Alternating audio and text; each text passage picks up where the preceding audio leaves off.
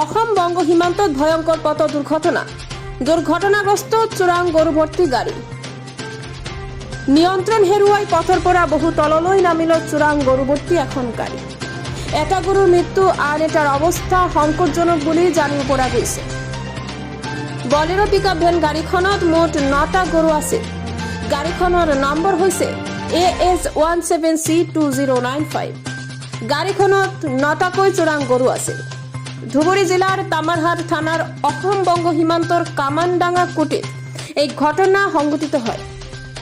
আৰক্ষী ঘটনাস্থলীত উপস্থিত হৈ জেসিবি লগাই গৰু ভৰ্তি গাড়ীখন উদ্ধাৰ কৰে গৰুসমূহক ভাৰত বাংলাদেশ সীমান্তত নিয়া সময়ত আজি পুৱতি নিশা এই দুৰ্ঘটনা সংঘটিত হয়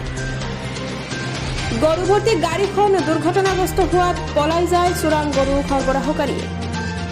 ধুবুৰীৰ পৰা শহীদ শেখৰ ৰিপৰ্ট NEXpress 30